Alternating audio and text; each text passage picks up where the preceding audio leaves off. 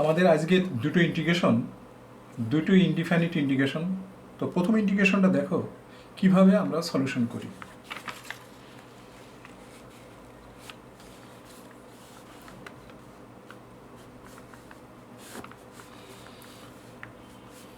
দেখো e power e to the power x plus e to the power x plus x dx. দেখো e to the power x, এই ইর সাথে গুণ হলো ই টু দি পাওয়ার এক্স, এই এক্সের সাথে চলে গেল e to the power x dx. এরপর ধরে নিতে হবে যে ধরি সবচেয়ে বড়টা ধরতে হবে, ই টু দি পাওয়ার এক্স সমান জেড। অতএব এইটা কি ডিফারেন্সিয়েশন, যত ই আছে ততবার ডিফারেন্সিয়েশন করা যাবে। ই আছে তিনটা, 1 2 3, সেই জন্য 3 বার ডিফারেন্সিয়েশন করতে হবে।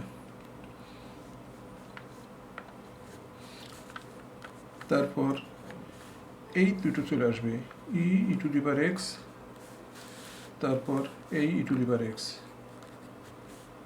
ডিএক্স সমান সমান ডিজেড চলে আসলো এটা।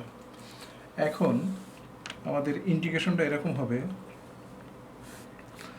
যেহেতু এটার পুরোটাই হলো ডিজেড, দেখো এই যে ইন্টিগ্রেশনের এই মানটা পুরোটাই হলো ডিজেড, তাহলে আমরা এটাকে ডিজেড বসিয়ে দিলাম।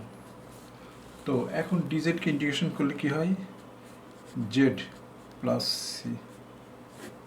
এখন জেডের মান কি, জেডের মান এটা হচ্ছে মূল ইন্টিগ্রেশন এক্স প্লাস সি, এটা হচ্ছে অ্যান্সার।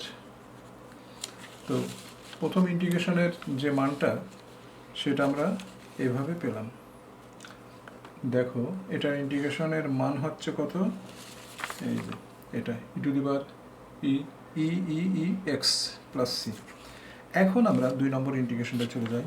দেখো 2 নম্বর ইন্টিগ্রেশন এটা, এই ইন্টিগ্রেশনটা আমরা সাজিয়ে নিতে হবে আমাদেরকে। প্রথমে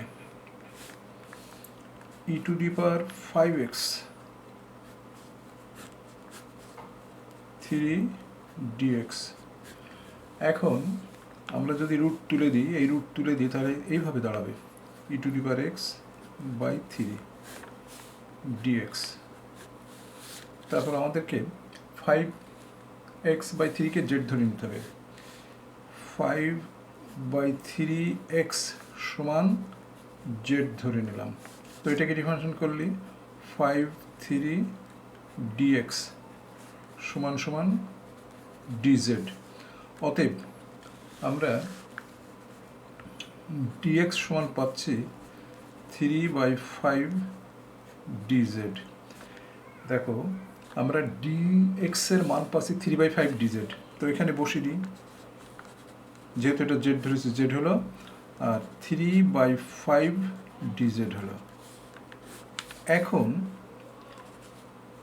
3/5 বাইরে চলে আসবে, e to the power z dz. এটাকে ইন্টিগ্রেশন করলে হয় 3/5 e to the power z plus C.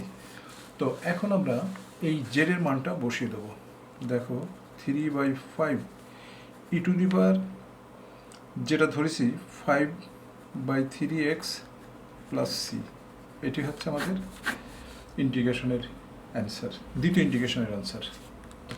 আজ এই পর্যন্তই।